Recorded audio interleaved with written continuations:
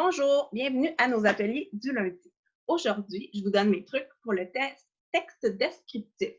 Donc, ceux et celles qui participent à notre concours sur l'île mystérieuse fantastique, vous devriez utiliser mes conseils.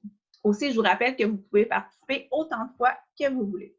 Alors, première chose qui est très importante, et je vais vous partager mon écran juste ici, c'est la visualisation. Alors, qu'est-ce que c'est la visualisation? Lorsqu'on décrit un endroit, alors on doit faire appel à nos 5 sens. Et nos 5 sens, oui, ça fait drôle à dire, mais nos 5 sens, on a d'abord la vue, mais la vue, c'est pas seulement ce qu'on voit, c'est qu'est-ce qu'on pourrait voir au-delà de ce qui est devant nos yeux. Je vais vous donner des exemples tout à l'heure. Qu'est-ce qu'on entend aussi dans notre description, les bruits environnants.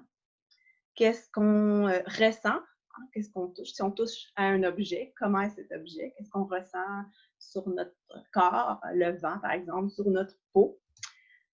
Qu'est-ce qu'on sent, les odeurs qui est un sens que notre mémoire retient très longtemps, alors qu'on peut faire appel aux odeurs, à notre sens de l'odorat. Et évidemment, le goût. Si on est en train de déguster un plat, c'est important de bien décrire qu'est-ce qu'on ressent. Alors, les auteurs, on s'inspire en utilisant la visualisation d'endroits de notre environnement et dans notre monde, vous allez voir, il y a des endroits assez insolites. Alors, je vais vous en suggérer quelques-uns, des lieux insolites qui peuvent inspirer les écrivains. Alors, j'ai choisi, par exemple, la chaussée des géants, qu'on peut retrouver en Irlande.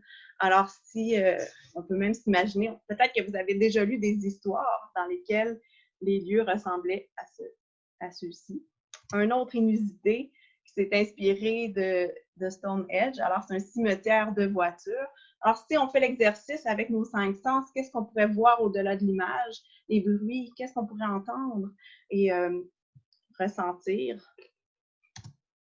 Une drôle de maison perchée sur un rocher, en fait, une belle maison, un château. Qui pourrait y habiter? Qu'est-ce qu'on voit au-delà de l'image? Est-ce que cette maison existe vraiment? Est-ce que cet endroit existe vraiment dans le monde? Eh oui. Alors, notre monde regorge d'endroits très insolites. Par exemple, au Mexique, on peut même voir un musée sous-marin. On peut s'imaginer toutes les histoires qu'on peut créer à partir de ces lieux. Alors, à toi de jouer. Et pourquoi pas, tiens, pendant que tu vas faire l'écriture de ton île fantastique, pourquoi pas écrire toi aussi dans un endroit inusité, par exemple, assis sur le comptoir, les pieds dans le lavabo, comme si tu étais sur le bord de l'eau, ou sous un arbre, ou n'importe quel autre endroit qui te vient en tête. Alors, à toi de jouer et à lundi prochain pour d'autres ateliers, les ateliers du lundi.